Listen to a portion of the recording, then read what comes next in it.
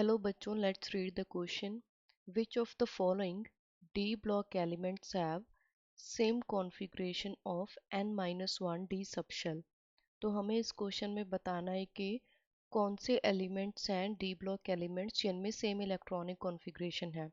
तो हमारे पास यहाँ पर की कॉन्सेप्ट है D block elements. D block elements को हम ट्रांजिशन एलिमेंट्स भी बोलते हैं और इनकी जो जनरल इलेक्ट्रॉनिक कॉन्फ़िगरेशन है वो है n-1 D 0 to 10 n 1 to 2। तो जो डी ब्लॉक एलिमेंट्स हैं वो स्टेबिलिटी में हाफ फिल्ड ऑर्बिटल्स अगर होंगे उनके तो वो मोर स्टेबल होंगे, और या फिर जो कम्प्लीटली फिल्ड फुल ऑर्बिटल होंगे वो फुली स्टेबल होंगे। तो हमारा पहला ऑप्शन जो यहाँ पर है वो है कॉपर और जिंक। हम दोनों की इलेक्ट्रॉनिक कॉन्फ़िगरेशन लिखेंगे।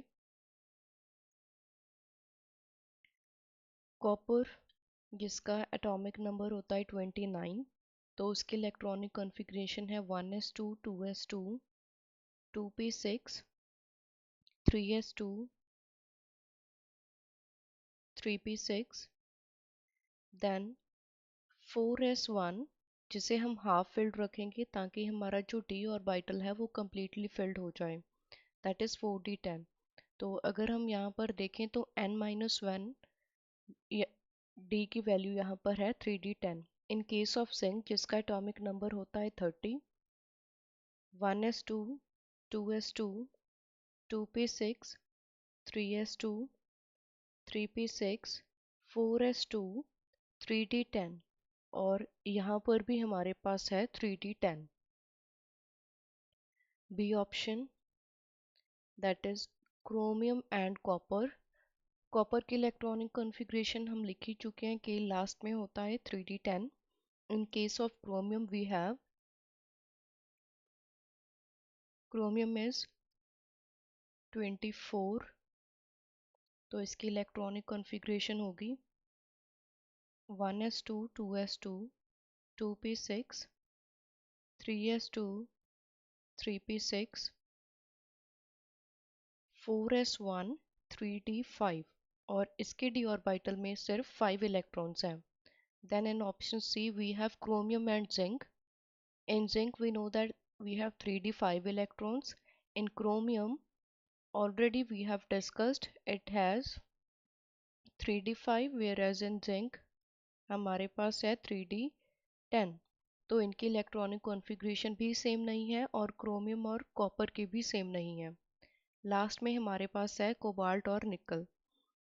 कोबाल्ट का एटॉमिक नंबर होता है 27, इसकी इलेक्ट्रॉनिक कॉन्फ़िगरेशन है 1s2 2s2 2p6 3s2 3p6 4s2 3d7, और निकल का एटॉमिक नंबर होता है 28, तो उसकी इलेक्ट्रॉनिक कॉन्फ़िगरेशन भी हम लिख लेते हैं 1s2 2s2 2p6 3s2 3p6 4s2 3d8। इनकी इलेक्ट्रॉनिक कॉन्फ़िगरेशन भी सेम नहीं है। तो जो दो एलिमेंट्स हमारे पास हैं जिनकी इलेक्ट्रॉनिक कॉन्फ़िगरेशन एग्जैक्ट सेम है डी सब शेल के लिए, that is 3d10, they are copper and zinc. Therefore